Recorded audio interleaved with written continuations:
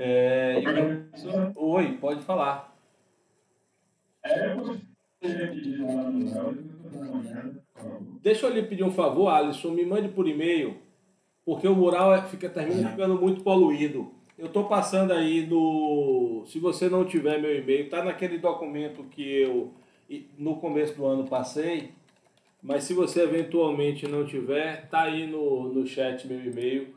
Me faça esse favor, me passe por e-mail, tá bom? tá bom. Assim que possível eu retorno para vocês. Eu retorno para vocês. Pessoal, então vamos lá. Hoje a gente está começando os recursos no âmbito do superior, dos tribunais superiores, né? Do Supremo Tribunal Federal e do Superior Tribunal de Justiça. E a gente está entrando na parte final, digamos assim, da nossa unidade relativa aos recursos em espécie. Tá? Tranquilo, Luciana. Se der melhorar sua internet mais tarde, você religa. Então, assim, a gente terminou os chamados recursos que tramitam em todos os tribunais ou nos tribunais de justiça e os tribunais regionais federais, e agora a gente vai para a reta final da parte de recursos, que é justamente os recursos que tramitam no âmbito do STF e do STJ, tá? E a última moleza que a gente vai ter, moleza entre aspas, é a do recurso ordinário, porque no âmbito do STF e do STJ a gente tem o recurso ordinário constitucional, né, o apelidado de ROC, e depois a gente tem o especial e extraordinário, tá? E os demais recursos que decorrem do especial e do extraordinário. Recurso especial e extraordinário, pessoal, não é um assunto fácil. Tá? Não é um assunto fácil. É um assunto complexo. Não fique achando que vocês vão vir para cá e vão conseguir entender RE e RESP sem previamente realmente estudar a matéria, tá? Sem realmente ler, seja o livro de Fred, seja algum outro manual, mas ler do começo ao final. Porque a gente vai tratar de recurso especial e extraordinário naquilo que tem a ver, né, com o seu regime jurídico geral. Depois a gente vai tratar do regime jurídico específico do RE, regime jurídico específico do RESP. Depois a gente vai tratar dos recursos repetitivos, tá? O que a gente volta a tratar em conjunto com os incidentes de RDR e de AC. Mas RE e RESP são, de fato, recursos complexos. Tem conceitos e institutos que só se aplicam a eles, como as questões relacionadas ao pré-questionamento. Depois disso, a gente tem os recursos que decorrem do RE e do RESP, que são dois. É o agravo em RE e agravo em RESP, né? O agravo em recurso extraordinário e agravo em recurso especial, que são recursos que objetivam destravar respectivamente o RE e o RESP, quando denegatório o juízo de admissibilidade preliminar promovido pelo presidente ou vice do Tribunal de Justiça, e os embargos de divergência, que visam promover uma unificação da jurisprudência interna no âmbito do Tribunal, do STJ e do STF. Tá certo? Então, o que eu estou dizendo para vocês, pessoal, é que de fato, é mais complexo, vocês vão precisar estudar mais. Então, só para que vocês tenham uma noção, a gravação, a quantidade de aulas gravadas, o quantitativo é bem maior. Então, não deixem acumular, porque vocês vão se atrapalhar, tá? Vocês vão se atrapalhar. Então, eu inclusive, nem sei como é que eu vou fazer a parte de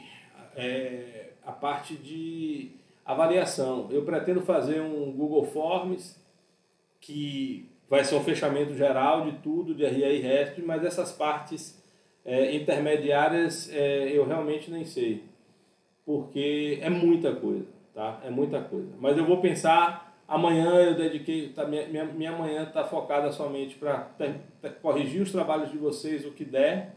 Eu já corrigi algumas coisas, já adiantei a correção, porque amanhã eu quero disponibilizar. Eu sei que amanhã eu não consigo terminar tudo, mas amanhã eu quero disponibilizar pelo menos uma parte, né, uma boa parte das notas, mais de 70% do que a gente já fez, para passar para vocês, tá bom? Então, assim, alguma dúvida geral, algum problema em relação a isso, pessoal? Nada, nada? Não, professor. Beleza, então vamos adiante. Vamos adiante. Recurso, agravo interno, recurso ordinário está aqui.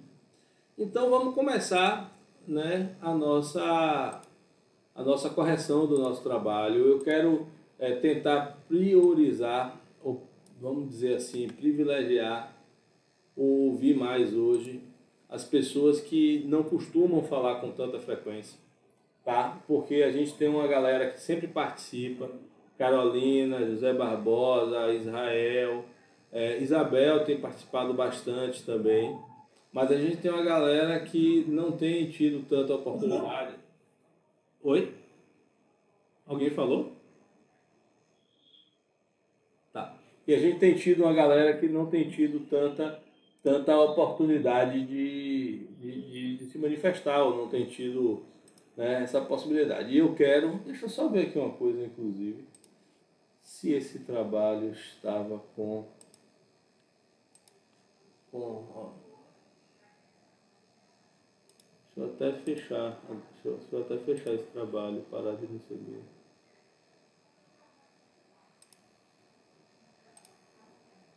Hoje,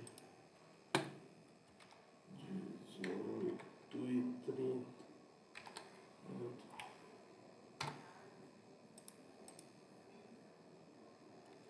Pronto, tá aqui. Importação de notas. Deixa eu ver aqui se configurações para parar de receber. Vamos criar teste, módulo look. Perguntas erradas. Deixa.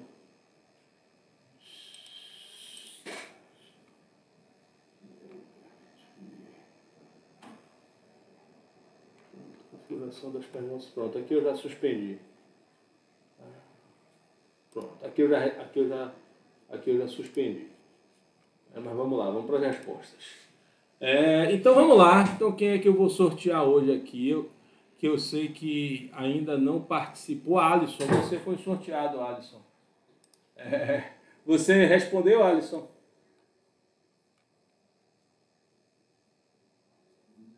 Oi, Alisson. É sobre isso? Tá, então beleza, eu vejo sua questão posteriormente. Gabriel, vamos lá, Gabriel. Você respondeu, Gabriel? Então, qual é seu e-mail esse aqui, Gabriel Freitas? Isso. Pronto. Qual foi a questão que você optou por responder? Número 5, Vamos lá.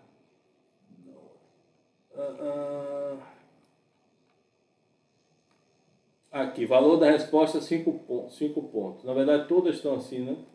Mas eu pedi para que vocês dissessem.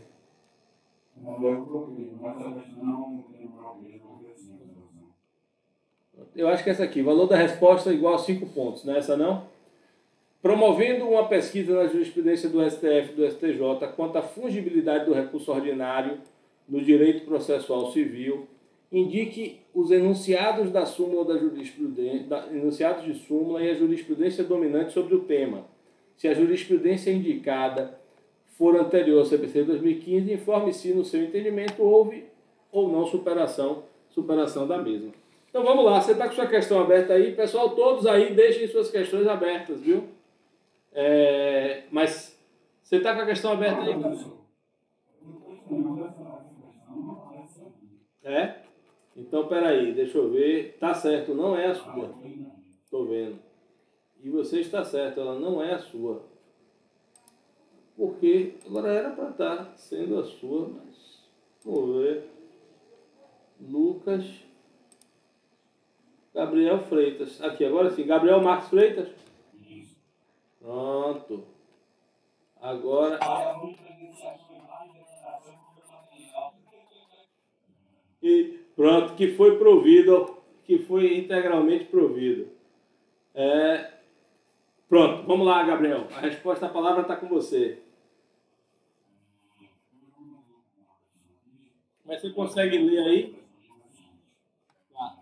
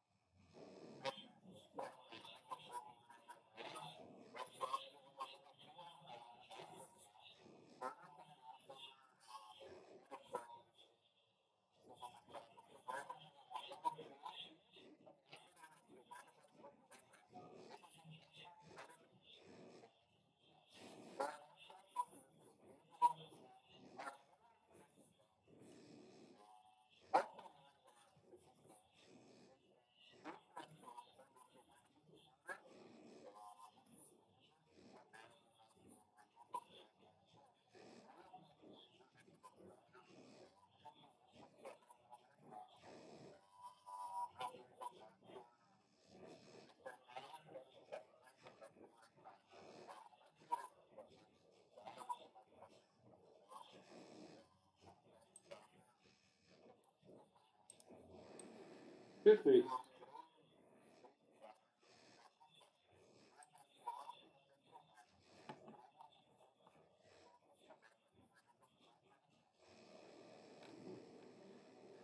Perfeito, beleza.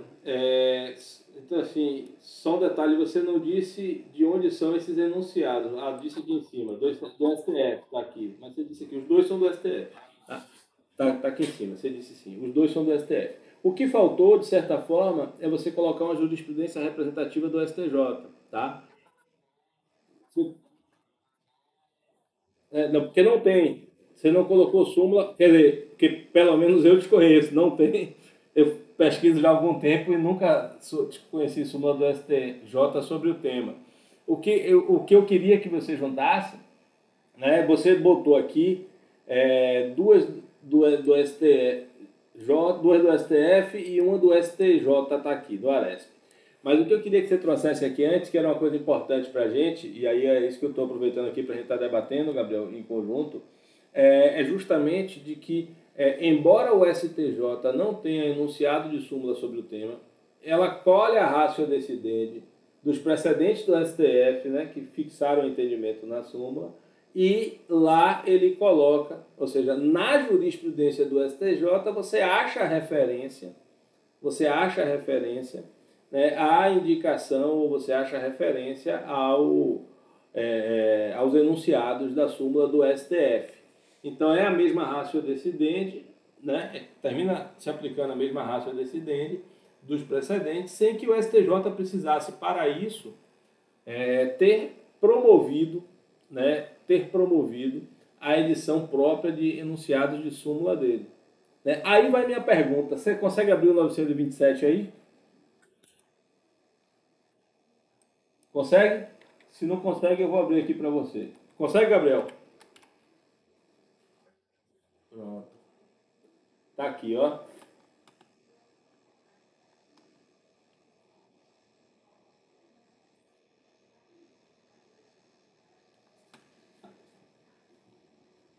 Tá aqui. Aí a minha pergunta é, considerando esse estudo que você fez, a jurisprudência do STJ sobre a não fungibilidade, no caso do STJ, entre o recurso ordinário e o recurso especial, né, é precedente obrigatório? Considerando aqui, vamos lá, artigo 927, os juízes e os tribunais observarão as decisões do Supremo Tribunal Federal em matéria de controle concentrado e constitucionalidade, a de ADC, não é isso? os enunciados de súmula vinculante, os acórdãos em incidente de assunção de competência ou de resolução de demandas repetitivas em julgamento de recurso extraordinário, os enunciados das súmulas do Supremo Tribunal Federal em matéria constitucional e do Superior Tribunal de Justiça em matéria infraconstitucional, e a orientação do plenário ou do órgão especial aos quais estiverem vinculados. Como é que fica? Eu quero uma reflexão sua aí de como é que fica isso.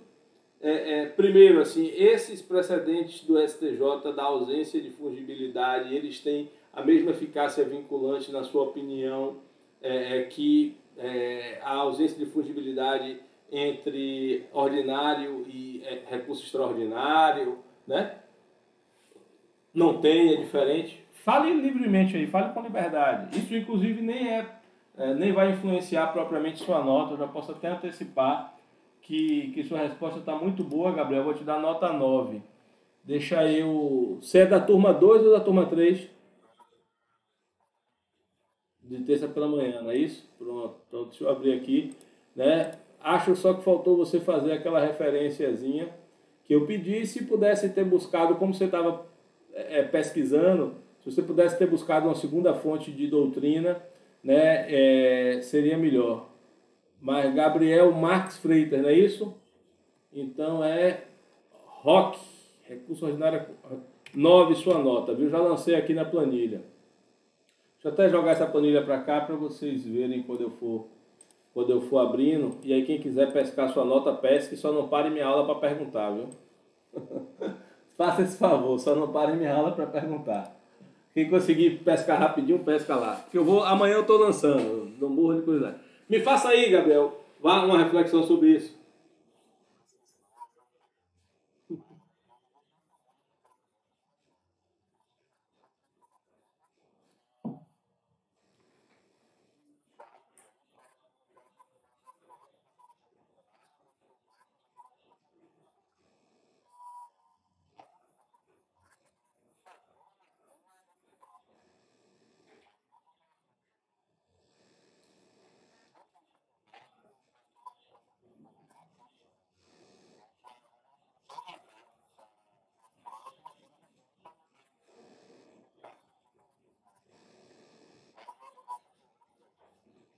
Mas o que você acha? Vai, me ajude aí.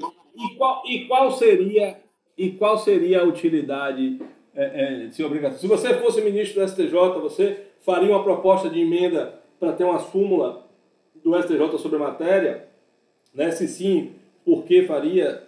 Né? Não faria? Me faça uma reflexão aí para a gente tentar fechar o sistema. Eu quero pegar agora aqui e conectar lá com o comecinho da nossa aula e com o comecinho do nosso curso para ir refletindo com vocês toda a estrutura do sistema recursal, tá?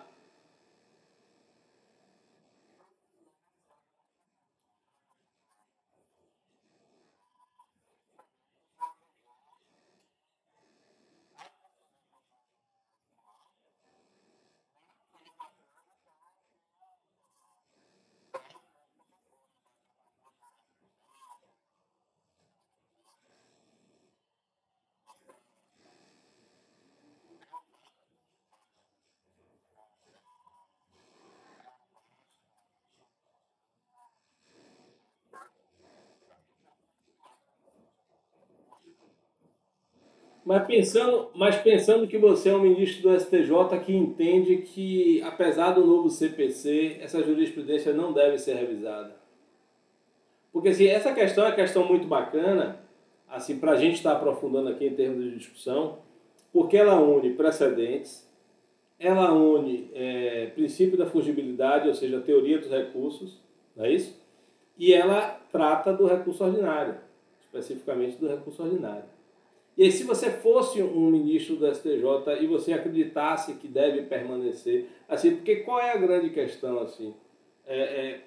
O conteúdo do princípio da fungibilidade, ele mudou com o CPC de 2015 ou não mudou? Né? Segundo, existe, ou seja, o princípio da primazia do julgamento de mérito, ele deve ser conjugado sempre ao princípio da fungibilidade para a gente promover uma ampliação da fungibilidade entre os recursos. Esse é um ponto assim, que a gente precisa pensar, né? Inclusive na aula eu defendo um pouco aquilo que o Fred diz e tenho revisto, estou repensando isso, estou em dúvida mesmo, estou repensando isso. Isso é de um lado. Outro lado é a gente refletir sobre o nosso sistema de precedentes. O que é que a gente entende do nosso sistema de precedentes? Tá? Porque a gente há muito já se defende, há muito não, mas mesmo antes do CPC de 2015, nos últimos 5 anos antes da edição do CPC de 2015, vamos falar aí a partir de 2010, a gente teve uma profusão de estudo sobre teoria de precedentes judiciais, né? E, inclusive, com a doutrina mais adequada sobre o tema, já defendendo, antes do CPC de 2015, até já antes, eu diria até há um tempo anterior atrás, até mesmo antes da súmula vinculante, de que os precedentes já tinham eficácia ou força obrigatória, né? Eles já tinham, alguns precedentes já tinham força obrigatória. E aí, para fechar esse sistema, que eu estou chamando vocês aqui à reflexão, né? De que assim, ó, a gente, com o CPC de 2015, ele teve uma coisa muito boa, que é deixar ou positivar em lei aquilo que a doutrina e a própria jurisprudência muito já aceitava, que era a força obrigatória dos precedentes, notadamente dos precedentes dos tribunais superiores. Beleza? De um lado aí. Então ele teve essa grande vantagem, mas ele tem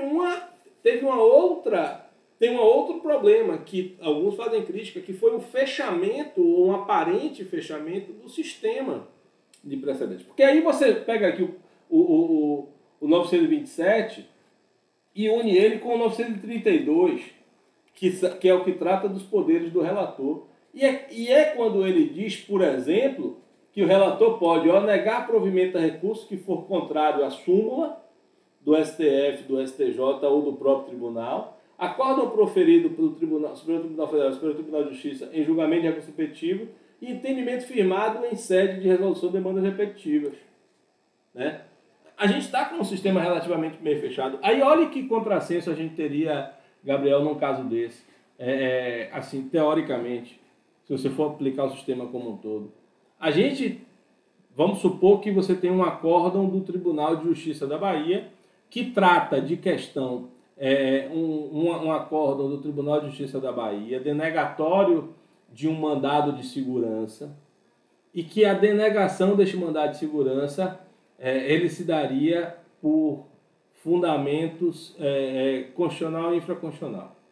Pronto. O mesmo tema chega ao STJ, num mandado de segurança de competência originária ao STJ, e lá no STJ julga-se as questões de natureza material, constitucional, infraconstitucional e constitucional. Pronto. No caso do STJ, do Tribunal de Justiça da Bahia, né, se não coubesse o recurso ordinário, ou seja, se fosse concessiva a segurança, se concedesse a segurança, a Fazenda Pública teria que entrar com os 2 recursos, especial e extraordinário. Especial e extraordinário. Né? Mas se ela foi denegatória, eu só posso entrar com o recurso ordinário. Né? Aí vamos supor que eu me atrapalhei, eu não sabia que caberia recurso ordinário. E aí eu teria que entrar com o RESP para o STJ e um RE para o Supremo. O RE não caberia de forma alguma. Porque você não tem, nesse caso, como fazer fungibilidade de RE em recurso ordinário, né? Porque o recurso ordinário do STF só cabe de Tribunal Superior. Ele não cabe de Tribunal de Justiça nem Tribunal Regional Federal. E eu não poderia, por exemplo, negar provimento ao recurso ou não conhecer de recurso inadmissível prejudicado e impugnado, justamente porque o STJ não baixou, entre aspas, um enunciado de súmula idêntico ao enunciado de súmula do STF. E, em contrapartida, o recurso ordinário constitucional da decisão denegatória de MS do STJ para o STF, Eu poderia, no âmbito do STF, porque fixado, né, em súmula, fixado em enunciado de súmula. Então, assim, eu particularmente interpreto isso de forma mais aberta e acho que, independente da edição de súmula, eu tenho que dar a estas decisões, porque o precedente é o mesmo, né? O precedente termina sendo o mesmo, a mesma possibilidade, a mesma abertura sistêmica e a mesma possibilidade. Tá? Eu não sei se ficou claro para vocês, eu acho que está meio... Porque assim, o problema é que eu não sei o quanto vocês estudaram antes, isso fica meio nebuloso para mim. Então assim, para quem não estudou, não entendeu basicamente nada do que eu falei. Acho que não entendeu basicamente nada do que eu falei. Mas vocês conseguiram compreender essa reflexão aqui? Tem alguma dúvida? Querem esclarecer um ponto específico mais ou menos? Pronto, beleza. Então, voltando aqui para a gente fechar a questão do Gabriel. Tá bom? Para a gente fechar a questão do Gabriel, a resposta do Gabriel, que tá muito bacana para a gente concatenar essas ideias aqui. O que é que funciona? O que é que diz o princípio da fungibilidade? O princípio da fungibilidade diz que eu posso admitir um recurso interposto de forma equivocada pelo recurso correto, sempre que eu tiver cumprido os requisitos de admissibilidade do recurso correto, tá bom? E não houver erro grosseiro. É isso que a gente sempre trabalhou como sendo o princípio da fungibilidade. Olha, eu estou em dúvida se cabe agravo ou se cabe a recurso de apelação. Tá? O tribunal pode receber um agravo, né, como se a apelação fosse, desde que, embora eu tenha interposto agravo, eu cumpra todos os requisitos da apelação. E seja no mesmo prazo da apelação, tenha o preparo atinente à apelação. Tá? Então, assim, a grande maioria das hipóteses de fungibilidade hoje, elas já estão relativamente bem consolidadas na jurisprudência. Tá?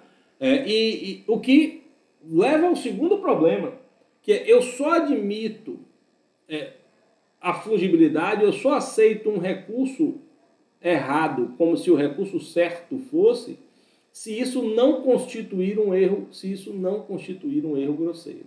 Tá? Se isso não constituir um erro grosseiro. Ponto. É isso que diz o conceito do princípio da fungibilidade.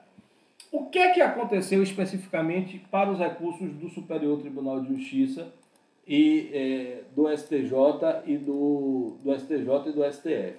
Quando você vem aqui, pessoal, deixa eu pegar aqui de novo 1027, para a gente começar aqui, 1027. Especificamente aqui, não aqui, mas indo já para as aulas que a gente vai ter nas próximas 2-3 semanas, recurso extraordinário especial, o sistema previu expressamente a fungibilidade dos recursos especial e extraordinário. Olhe que a questão de Gabriel é sobre recurso ordinário e não sobre recurso especial e extraordinário. Tá? E ele expressamente previu. Ó, deixa eu achar aqui. Ó. Expressivo. Não, é antes do artigo 1030.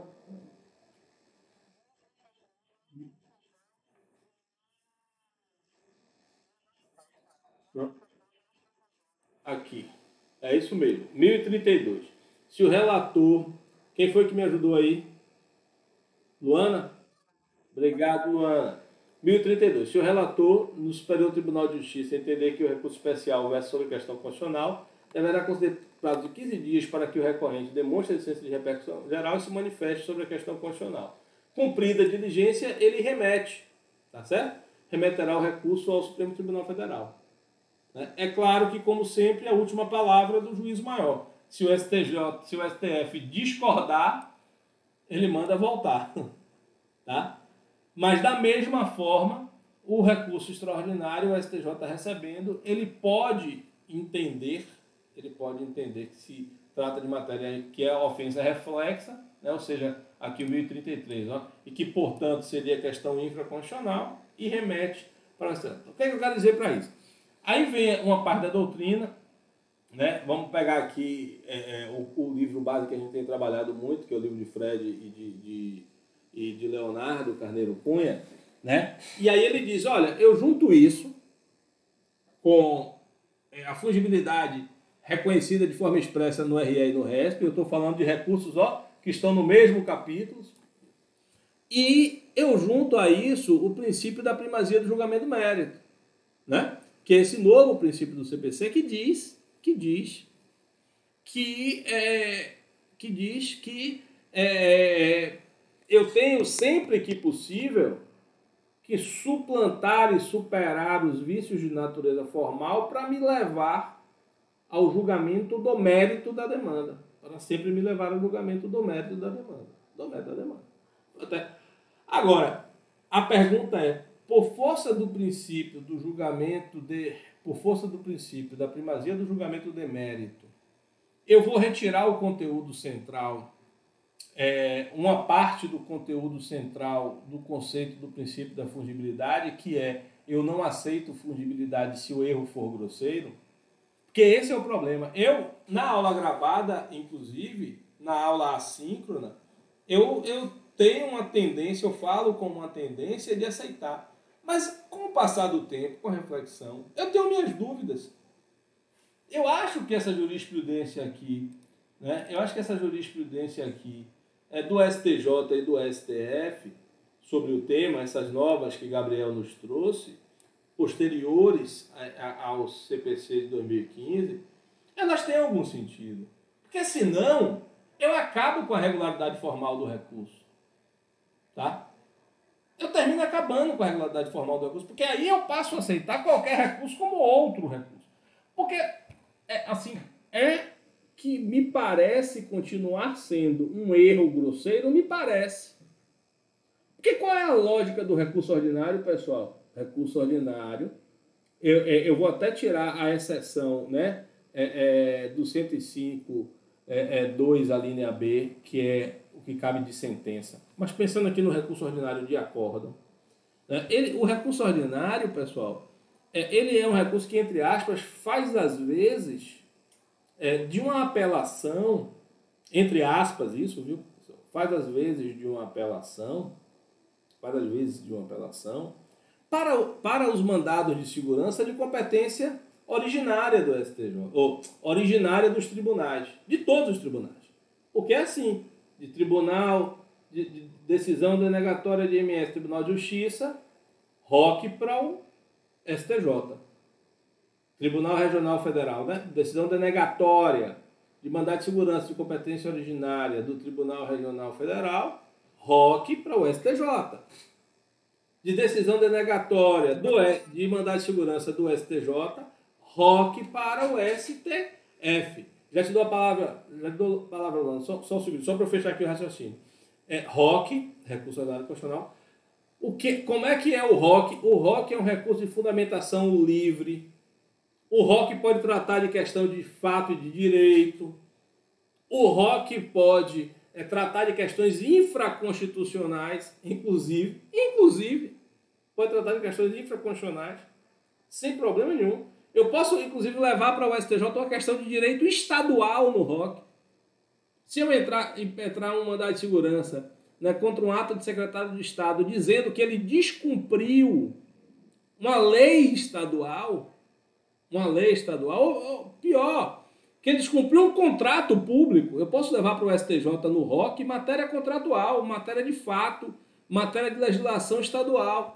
Tá? E o recurso especial extraordinário, a gente está começando agora, vai começar, já falei algumas vezes, e estou reiterando aqui, por exemplo, vocês já sabem disso, o objetivo central do recurso especial extraordinário não é ser um recurso ordinário, ele é um recurso excepcional. Excepcional por quê? Porque ele não pretende resolver o problema da parte.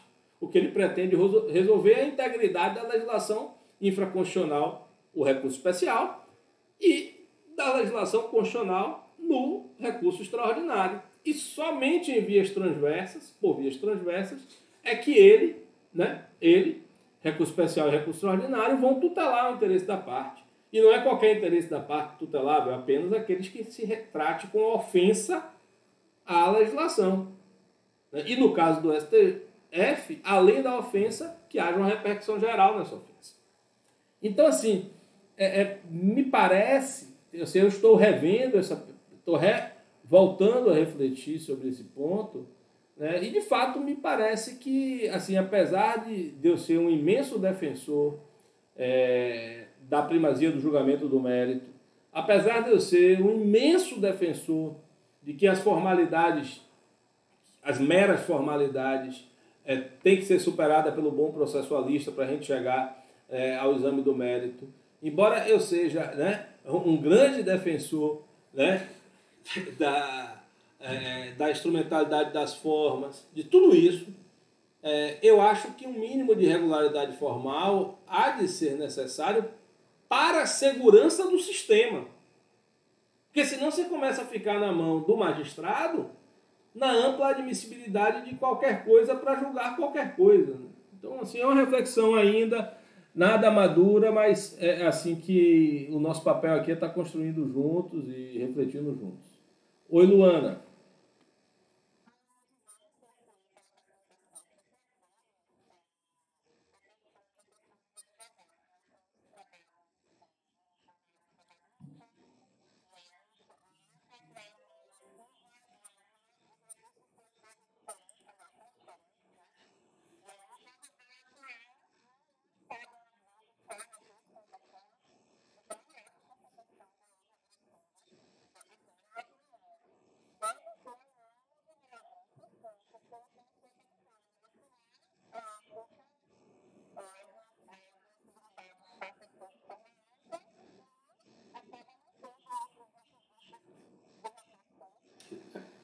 Você vai terminar abrindo mão, na verdade, de um requisito que é a regularidade formal, que é você saber postular de forma adequada.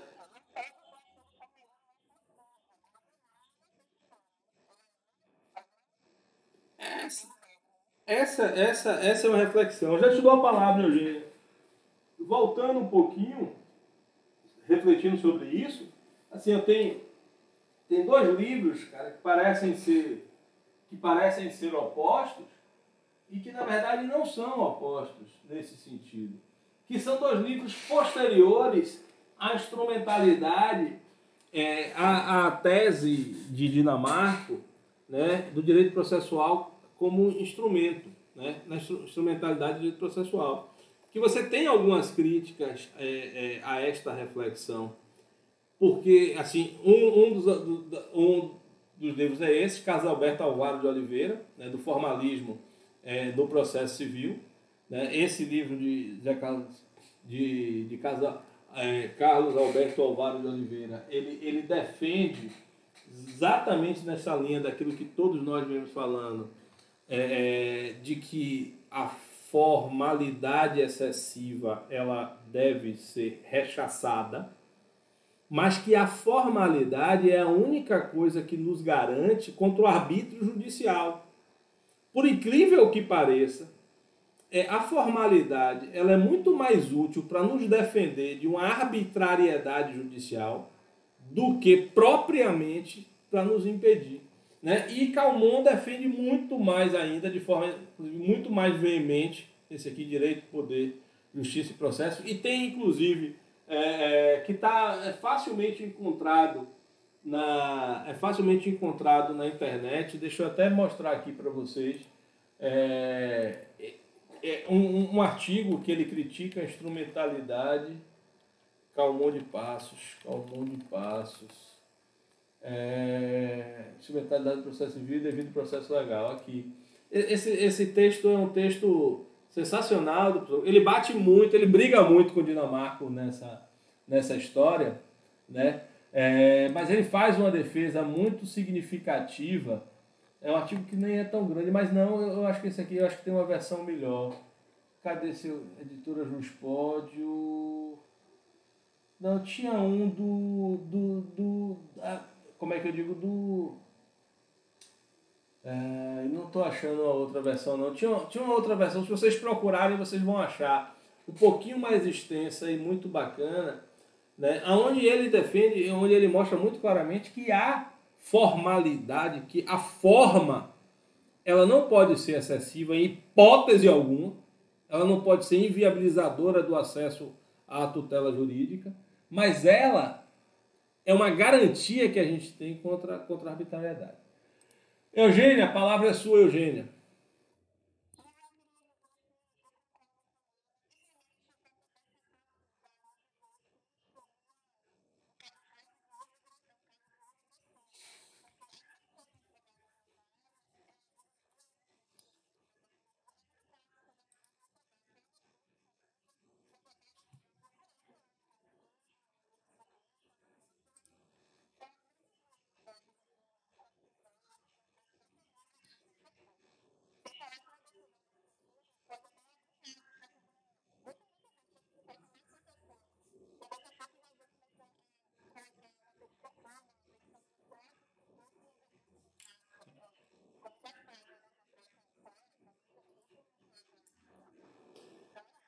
Perfeito, perfeito,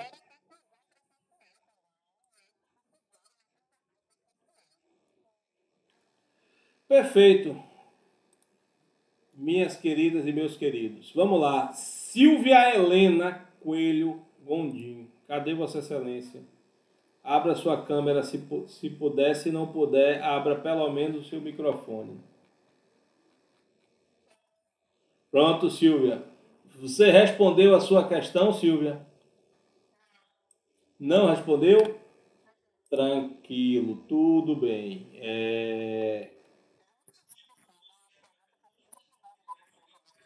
Israel, você está com a palavra caçada. Brincadeira, Israel. Brincadeira. Eu falei no começo da aula que eu ia tentar buscar colegas nossos que ainda não se manifestaram, entendeu?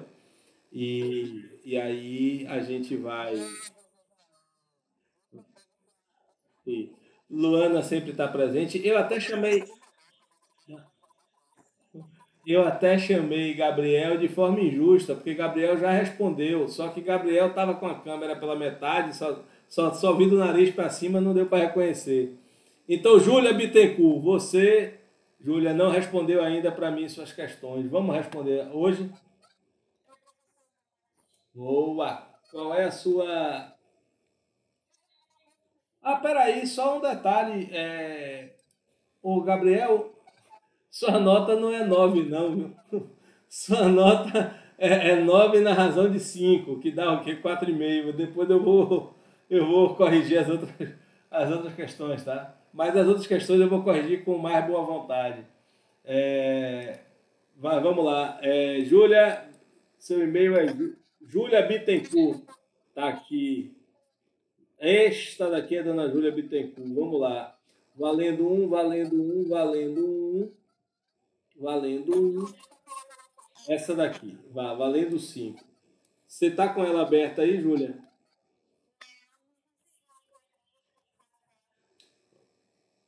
Então você vai ler para mim, vai. Consegue ler aí? A questão, a resposta e depois os comentários. Por favor.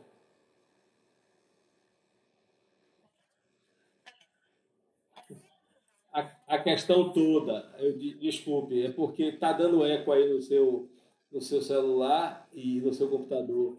E aí eu vou. E por isso que eu estou desligando. Mas vai lá, jogue duro.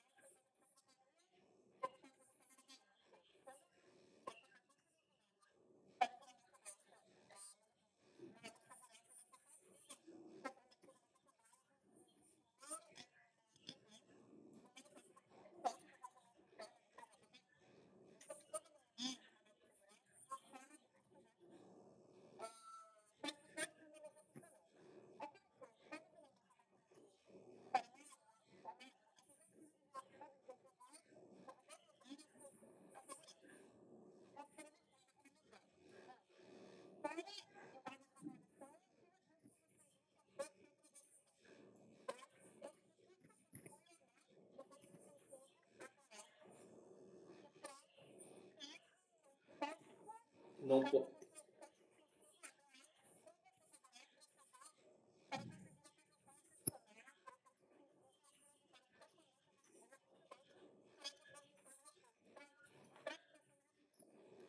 Beleza, vamos, beleza, vamos lá para a sua resposta.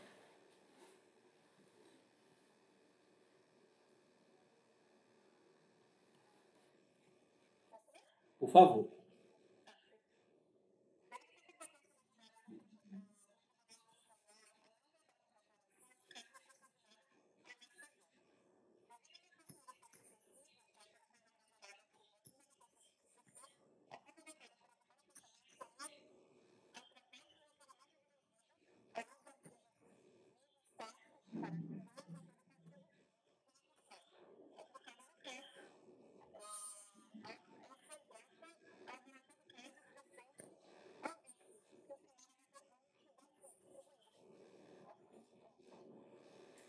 Vamos lá, me explique um pouquinho melhor. Para mim, tá ótimo. Quanto ao cabimento do recurso, para mim está muito claro. Né? Você disse. Aí a minha pergunta para você, Júlia, e se a decisão fosse concessiva do mandado de segurança? O Estado da Bahia, que recurso deveria interpor?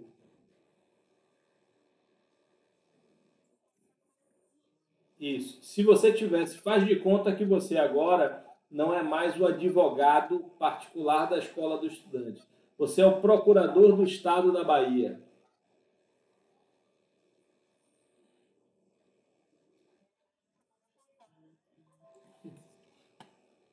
Mas fique sem estresse, fique tranquila. Você está aqui no ambiente de estudo com seus colegas. Estamos todo mundo aqui aprendendo um pouquinho.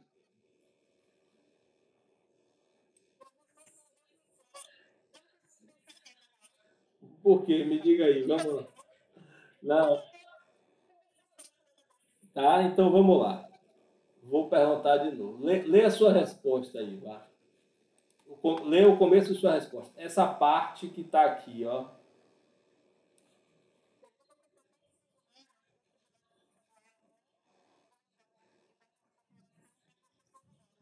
Pronto. Beleza.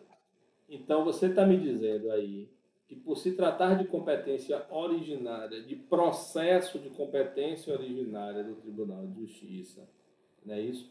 Caberá recurso ordinário ao STJ. Não é isso? Aí vamos aqui pensar em conjunto, todos nós. É de qualquer processo de competência originária do Tribunal de Justiça que caberá recurso de recurso ordinário. A minha pergunta é: se fosse, por exemplo, uma ação rescisória, que eu estou antecipando para vocês, que é uma ação que é sempre de competência originária de tribunal, tá? Cabe recurso ordinário do acórdão do STJ do tribunal do acordo, cabe recurso ordinário para o STJ do acórdão que julga ação rescisória? Ou seja, é de qualquer processo de competência originária, Júlia, que cabe o recurso ordinário?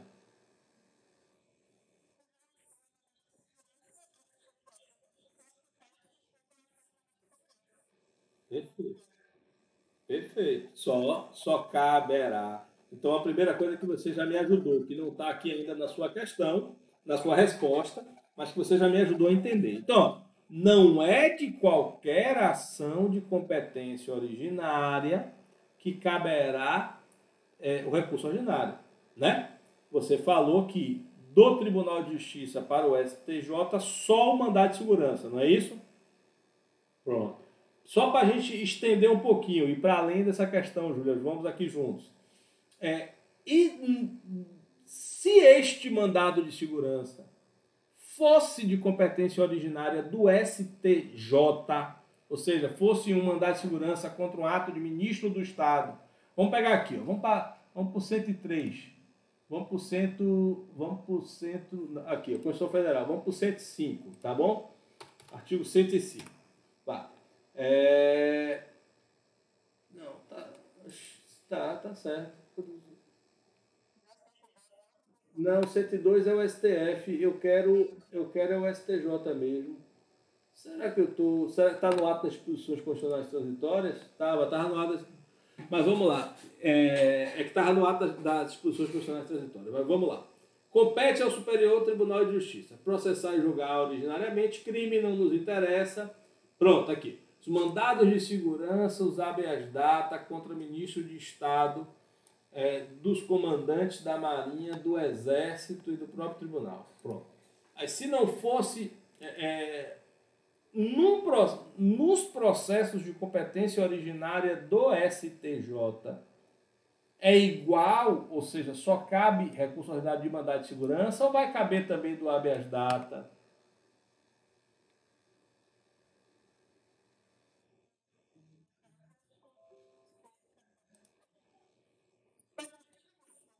Posso sim. Você já me disse de forma correta, que só cabe recurso ordinário quando o processo de competência originária do Tribunal de Justiça e do Tribunal Regional Federal for o mandado de segurança. Bom, aí eu estou lhe perguntando, pensando no recurso ordinário para o STF, ou seja, daquele que julga processo de competência originária do STJ e dos outros tribunais superiores também, mas aqui nos interessa em matéria civil o STJ, processo civil STJ. No STJ também só vai caber recurso ordinário para o STF de mandado de segurança ou cabe também de outra ação de competência originária? Você lembra disso?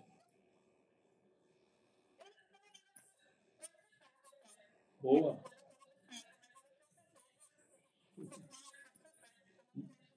Mas fala, pode falar.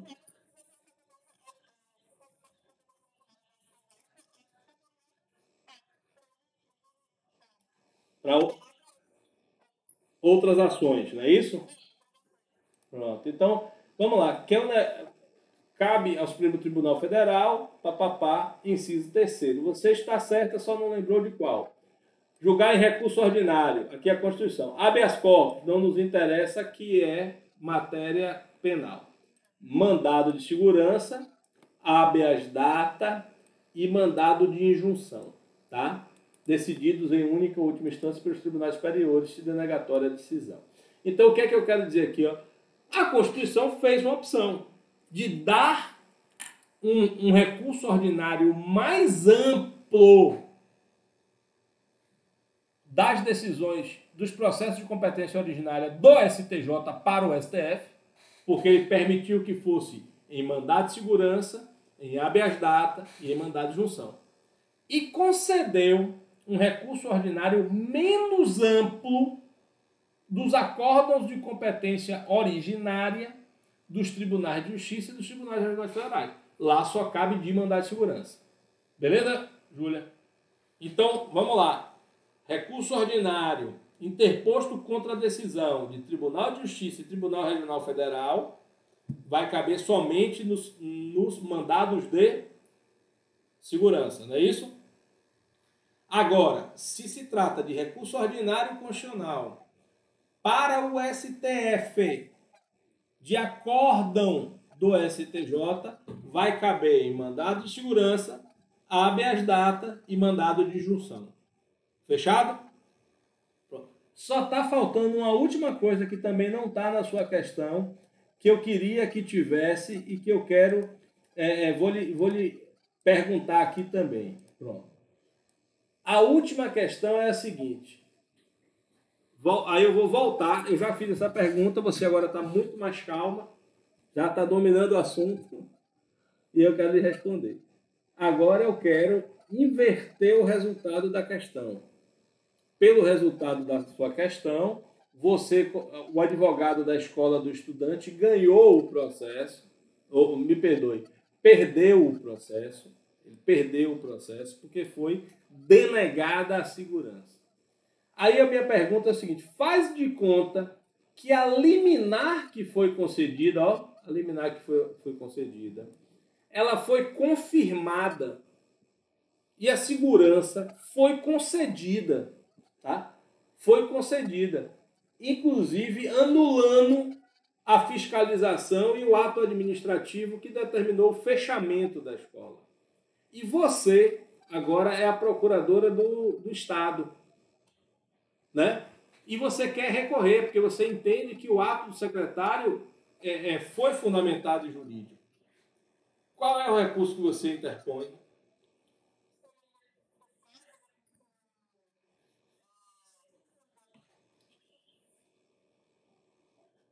O RE e o RESP, o recurso. Perfeito. Mas é isso mesmo, Júlia. Porque para que vocês percebam, isso é muito raro acontecer no nosso ordenamento jurídico. Você ter consequências jurídicas secundum um eventum litis. Ou seja, em geral, o princípio da isonomia nos pauta, né? Em geral, o princípio da isonomia nos pauta, né? De que as consequências dos atos jurídicos, elas são impostas independente de quem ganhou e quem perdeu, independente do tipo do resultado do julgamento. Isso é o comum no nosso sistema. Ou seja, a depender, não importa se a sentença foi procedente ou improcedente, da sentença cabe apelação. Não importa se a decisão de tutela provisória de urgência foi concessiva ou denegatória. Concessiva ou denegatória. Caberá agravo de instrumento. Mas o recurso ordinário, ele é um recurso que o cabimento dele é secundum eventum litis, ou seja, segundo o evento da lide, ou segundo o resultado da lide. Ele é um recurso construído em prol da cidadania. Por isso que ele é vinculado aos remédios constitucionais, né? No STF, mandado de segurança, habeas data e mandado de junção. No STJ, mandado de segurança. Que são remédios constitucionais postos em prol da cidadania, contra potenciais arbítrios do Estado. Então, o recurso ordinário ele só cabe quando ele é denegatório, ou seja, quando se nega o remédio constitucional. Isso é raríssimo de acontecer, né? Você vai ver isso de forma muito evidente no recurso ordinário e vocês vão ver isso se pegarem processo coletivo, porque também a formação da coisa julgada coletiva, né, em alguns casos, é secundum eventum litis. Você só tem a formação da coisa julgada coletiva, em alguns casos, se procedente o pedido coletivo. Né? Se procedente o pedido coletivo. Então, né, no recurso ordinário é assim. Se foi denegatório, foi negado o mandado de segurança, abre-se de forma mais ampla uma estrada para que a parte leve a questão ao STJ, né, ou do STJ para o STF, tentando ou respeitando ou reforçando ou dando maior eficácia ao direito fundamental processual do mandado de segurança. Então, é uma construção sistêmica em prol do reforço do direito fundamental constitucional, né, do mandado de segurança. Por isso, eu só dou se for denegatório. Se foi concessivo, se o Tribunal de Competência Originária entendeu como concessivo o mandado de segurança, da decisão concessiva do MS de competência originária do TJ, caberá RE, recurso extraordinário, para o Supremo, na matéria constitucional, ou caberá RESP, recurso especial, para o STJ, na matéria infraconstitucional.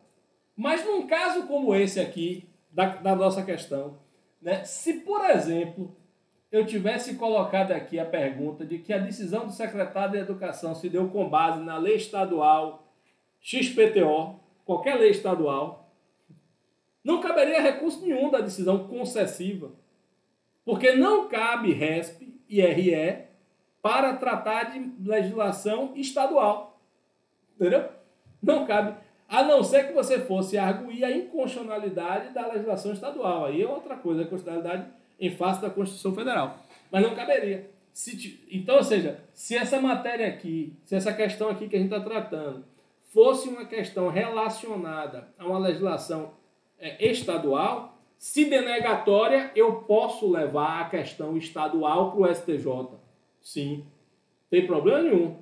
Mas se for concessiva, não vai caber recurso nenhum, porque teoricamente não cabe RESP, porque a matéria é infraconstitucional, é de legislação estadual, e não vai caber RE, tá? Mas foi entendida a questão? Beleza? Júlia, deixa eu te dar 7, Júlia, viu?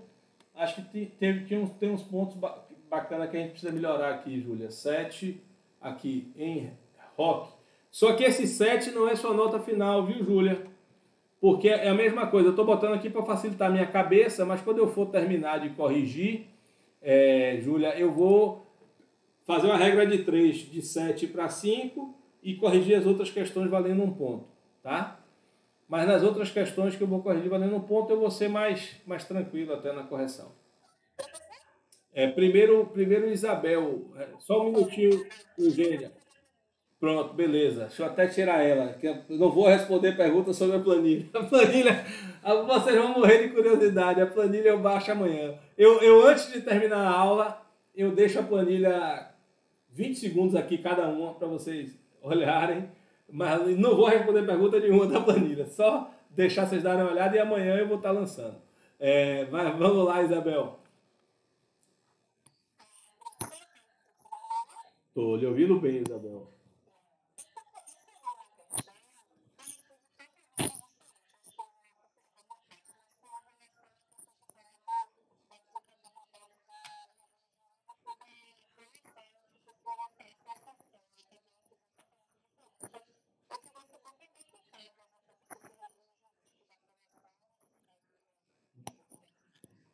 Boa pergunta, excelente pergunta. Vamos lá. Primeiro, eu tenho que lembrar a vocês que eu tenho, vamos chamar assim, entre aspas, 2 recursos ordinários. O recurso ordinário padrão é este recurso, né, que entre aspas, faz as vezes da apelação nos processos de competência originária dos tribunais, todos os tribunais. Tribunal de Justiça, Tribunal Federal e STJ para tratar de matérias relacionadas ao processo civil, tá? Mas posso até lhe antecipar que cabe também recurso ordinário nos outros tribunais especiais, não tem problema nenhum. Então, e aí você está lá, ó, 27, inciso 2, você tem inciso 1º, está aqui, ó, vocês estão vendo aí, não estão? Inciso 1º é o ROC do STJ para o STF, e o inciso 2º, letra A, é o ROC dos Tribunais de Justiça e Tribunais Regionais Federais para o STJ. Tá certo? Além desse, eu tenho um ROC especial. Que é o ROC onde você tem, que a gente chama normalmente de ROC das causas estrangeiras.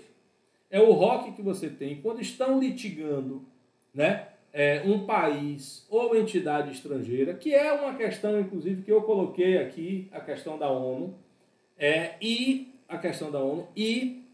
né, uma pessoa física ou jurídica domiciliada no Brasil, tá? Município ou pessoa residente ou domiciliada no país, no Brasil, beleza? Estas causas, elas são de competência do juiz federal. Então, aqui já é a Constituição, viu? Então, aqui, ó. Então, aos juízes federais compete processar e julgar. Inciso 2º, ó, 109, inciso 2º. As causas entre estados estrangeiros, organismo internacional e município ou pessoa domiciliada ou residente no país. Beleza? Então, estas causas são causas em que a Constituição concedeu a competência ao juiz de primeiro grau. Juiz federal de primeiro grau. Tá bom? Então, destas causas, né, destas decisões do juiz de primeiro grau, o recurso cabível das decisões interlocutórias é o mesmo. Né? Se cabível agravo, se tiver a matéria elencada no artigo 1015, caberá agravo de instrumento. Tá? Só que da sentença não é apelação. O nome dado é recurso ordinário. O nome dado é recurso ordinário. Tá certo? Então, contudo, este recurso ordinário, este sim, tem tudo a ver com a apelação. E aí o STJ, e aí a Constituição, ele vai e nos diz o seguinte: olha, para o recurso mencionado no artigo 127, 2A, ou seja, das causas estrangeiras, aplica-se o requisito de admissibilidade, aplicam-se ao requisito de admissibilidade ao procedimento, né,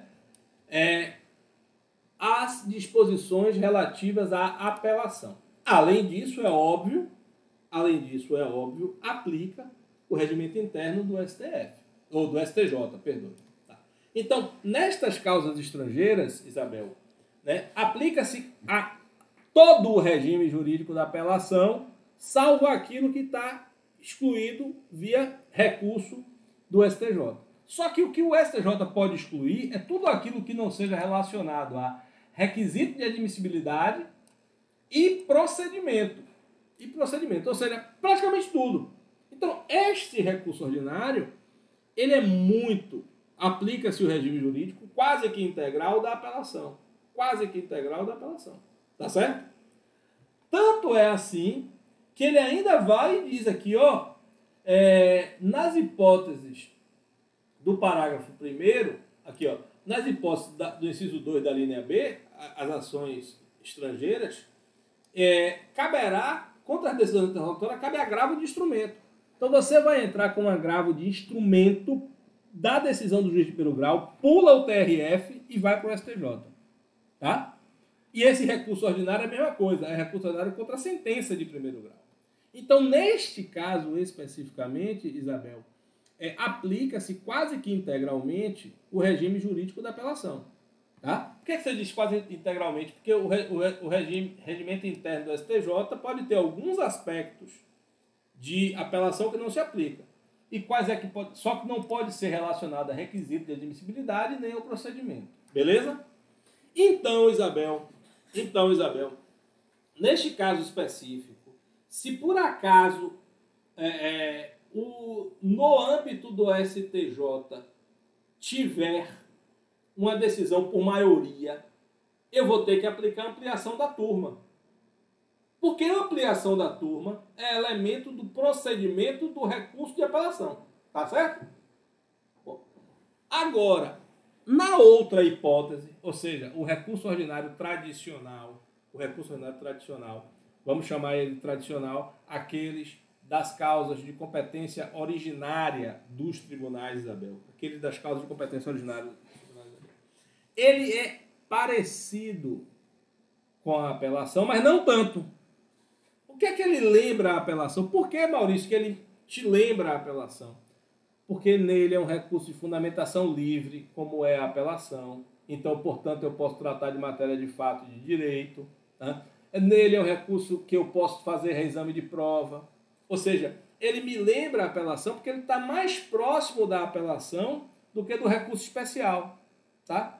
Ele está mais próximo da apelação do que do recurso extraordinário. Tá certo?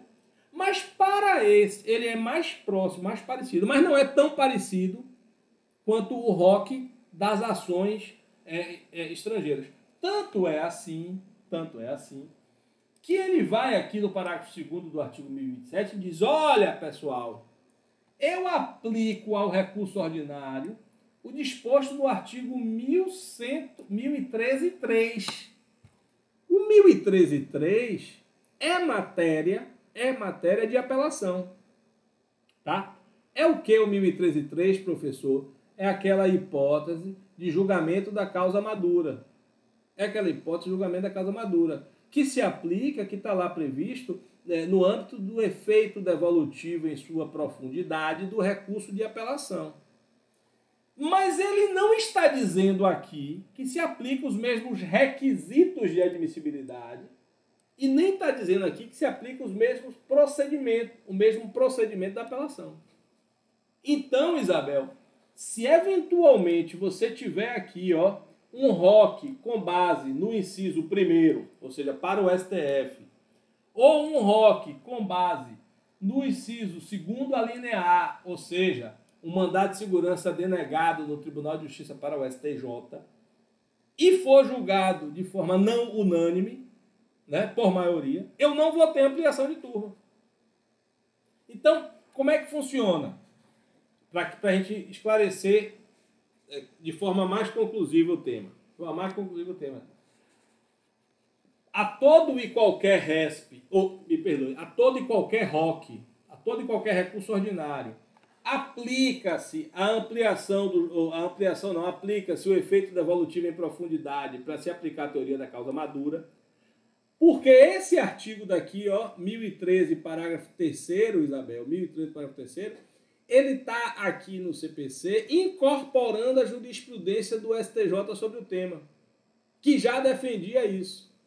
Então, no ROC normal, que é dos processos de competência originária, ele parece, mas não se aplica ao regime jurídico da apelação. Ele vai ter o regime jurídico próprio. Qual é o regime jurídico dele? É aquele que está previsto no regimento interno. É aquele que está previsto no regimento interno do STJ e do STF. Tá? E, obrigatoriamente, porque o CPC determina, a possibilidade de julgamento da causa madura. Tá? Aquelas hipóteses, lembra? De extinção ou de nulidade por falta de fundamentação ou de afastamento da prescrição. Naquelas hipóteses, o tribunal já pode julgar. No mais, aplica-se o regimento interno. Tanto é assim que o efeito suspensivo desse ROC nem é conforme a apelação. É conforme, o artigo 1029, parágrafo 5º. 1029, parágrafo 5º é o quê? É efeito suspensivo em recurso especial extraordinário. Efeito suspensivo em recurso especial extraordinário. Então, para o ROC, a concessão de efeito suspensivo, que a gente até viu na questão passada. Terminei, Júlia, não tratando isso com você. Era o terceiro ponto da gente tratar em sua questão, mas a gente está tratando aqui agora. Então, o efeito suspensivo do ROC se dá conforme o efeito suspensivo, e foi uma questão também que faltou, Júlia, na sua resposta, só te dando um feedback aqui, né? Que é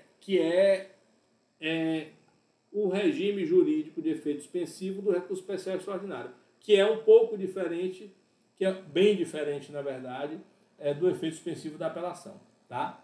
Do efeito suspensivo da apelação. Mas, resumido, é isso. Ao ROC normal só se aplica da apelação. Ele parece com a apelação porque o próprio regime jurídico dele é um recurso de fundamentação livre, tá? Mas, fora isso, se aplica o efeito devolutivo em profundidade, permitindo a aplicação da teoria da causa madura, tá? Ponto. E aquilo que dispuser o regimento interno. Agora, para o previsto no inciso 2º, a linha B, as ações estrangeiras, aí sim, aplica-se o regime jurídico da apelação, no que diz respeito aos requisitos de admissibilidade e ao seu procedimento, ou seja, praticamente todo o regime jurídico da apelação. Entendido, Isabel? Mesmo? Ponto. Então, pessoal, mais alguém tem mais alguma dúvida geral sobre ROC? Mais algum tema que vocês queiram aí tratar sobre ROC? Que a gente já está caminhando. Nossa aula é até 8, né? Vamos lá, vejam aí, quem quiser ver, as notas que até agora foram dadas, foram corrigidas aqui, foram essas. Teoria geral, apelação está toda corrigida, né? Aqui, deixa eu até consertar isso daqui, que vai ser ROC. E aqui, que é ED e AI. Agravo interno. Deixa eu até botar. Agravo AINT. Agravo interno. AINT. Deixa eu botar como é que bota no tribunal mesmo, né? Pronto.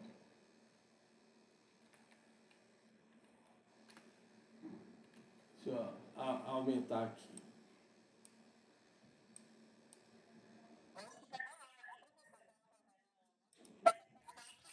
porque deve ser da outra turma. É porque eu estou lhe pirraçando, Eugênia, para você ficar curiosa. Agora aí, se você não se achar aí desista, viu?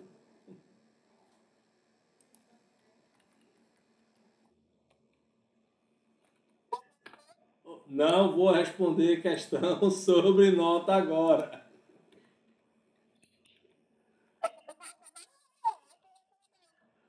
Não vou responder questão de nota agora. Eu juro a vocês que eu vou dedicar. Não, não precisa não. Eu vou dar a oportunidade. Você não vai ser recurso não. Eu ainda não deliberei. A gente vai marcar um dia porque assim, ó, eu posso ter esquecido de olhar. Pode ser uma das pessoas que me mandou por e-mail. É, pronto. É que algumas aqui não foram corrigidas ainda. Aqui, ó. Olha, o que tá zero é porque eu já corrigi e dei zero. O que tá nota em branco aqui, ó, todos esses em branco aqui significa ainda não foi corrigido. Aqui também, ó, ainda não foi corrigido, tá? Ordem dos processos no tribunal. Também não, ainda não. Vou corrigir. Viu? Aqui, ó, tudo que não tem nota ainda não foi corrigido, tá? Porque os precedentes eu até dei algumas notas, mas eu acho que eu. Mas eu não lembro. E aí, se eu te der uma nota menor, você me avisa. Eu vou tentar achar. Eu acho que está anotado em algum lugar. Eu vou tentar achar. Então, minha galera, ó, um beijo no coração. Boa aula para você. Boa noite. Boa próxima aula para vocês. Até a próxima semana. Fiquem atentos amanhã para saber qual é a atividade que eu vou disponibilizar, tá bom? Para a gente começar a parte de RESP. A gente vai ter umas duas semanas aí pelo menos de RESP.